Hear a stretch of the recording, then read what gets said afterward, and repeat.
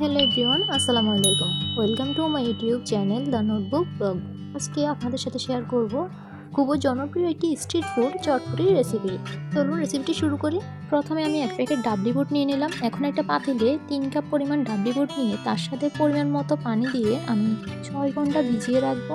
খুব ভালো হয় যদি আপনারা সারা রাত পর্যন্ত ডাবলিটাকে ভিজিয়ে রাখেন। 6 ঘন্টা পর ডাবলিটা ফুলে যাবে।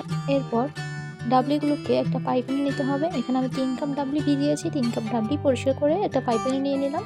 এর সাথে দেব 4 কাপ পরিমাণে পানি, সামান্য লবণ, একটু হলুদের গুঁড়ো। হলুদের গুঁড়ো দেবো ডাবলির কালার সুন্দর রাখার জন্য। এরপর আমি ডাবলিগুলো সিদ্ধ হওয়ার জন্য চুলায় হাই হিটে পাইপেনটা বসিয়ে দেবো। এর মাঝে একটা কথা বলবো, যারা আমার চ্যানেলে নতুন তারা অবশ্যই আমার চ্যানেলটি সাবস্ক্রাইব করে পাশে থাকা বেল আইকনটা অন করে দিবেন, যাতে পরবর্তী ভিডিও আপনারা খুব সহজে পেয়ে যান। আর যারা আমার চ্যানেলটি সাবস্ক্রাইব করেছেন, চ্যানেলের পাশে আছেন, তাদেরকেও অসংখ্য ধন্যবাদ। ডাবলিগুলোকে সিদ্ধ বসিয়ে দিয়ে এবার আমি ডিম, আলু পরিমাণ মতো সিদ্ধ বসিয়ে দেবো। এখানে আমি প্রায় 7 থেকে 8টা আলু এবং 3টা ডিম সিদ্ধ বসিয়ে দিয়েছি। পুরো ভিডিওটি না টেনে দেখবেন, তাহলে আপনারাও ঘরে বসে চটপটি মামাদের দোকানের চটপটির মতোই মজাদার চটপটি ঘরে বসেই তৈরি করতে পারবেন। এখন আমি তৈরি করব চটপটির জন্য মজাদার তেঁতুলের টক। এখানে আমি পরিমাণ মতো ঘরে সংরক্ষণ করা তেঁতুল নিয়ে নিলাম।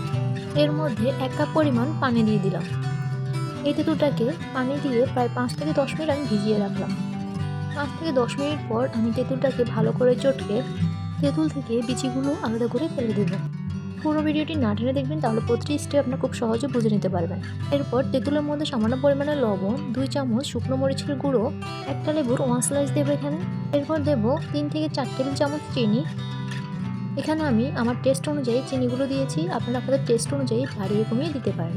এরপর দেব 1 চামচ রাঁধুনি চটপটি মশলা, 1 চামচ কাঁচামরিচ কুচি এবং টেস্ট অনুযায়ী ধনিয়া পাতা দেব পরিমাণ মতো।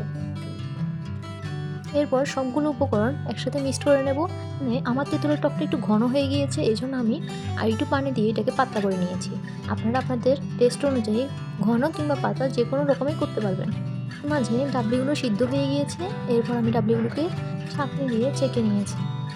ডাবলিগুলো থেকে যখন গরম ভাবটা চলে যাবে, তখন একটা ফ্রাই প্যানে ডাবলিগুলোকে নিয়ে এর মাঝে 1 চামচ লবণ, সামান্য বিট লবণ, 2 চামচ শুকনো মরিচের গুঁড়ো, 2 চামচ চটপটি মশলা দিয়ে এরপর দিতে হবে পরিমাণ মতো কাঁচা মরিচ কুচি এবং ধনিয়া পাতা কুচি।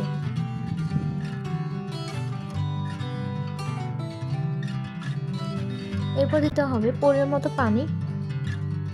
আমার এখানে প্রায় 3 থেকে 4 কাপ পানি লেগেছে। এরপর সিদ্ধ আলু হাত দিয়ে চটকে দেব।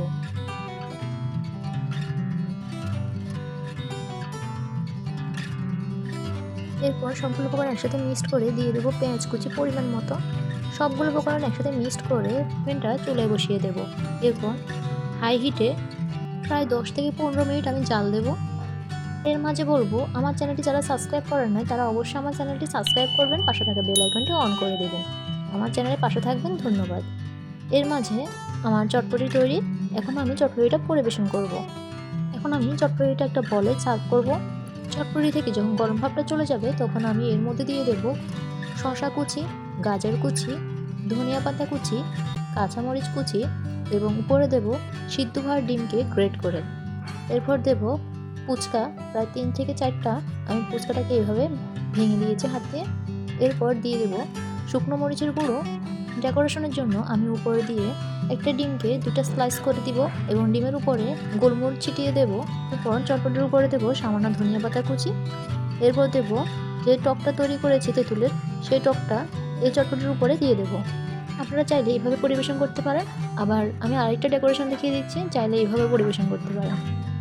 দেখুন চটপটিটা দেখতে যতটা লোভনীয় লাগছে, ঠিক খেতেও অসাধারণ। আপনারা বাসায় একবার হলেও এই রেসিপিটি ট্রাই করবেন। আশা করব আপনাদের পরিবারের সকলের খুব পছন্দের হবে। আমার পুরো রেসিপিটি দেখার জন্য, পুরো ভিডিওটি দেখার জন্য অসংখ্য ধন্যবাদ। আর আমার চ্যানেলের পাশে থাকবেন, আমার চ্যানেলটি সাবস্ক্রাইব করবেন, পাশে থাকা বেল আইকনটি অন করে দেবেন। আল্লাহ হাফেজ।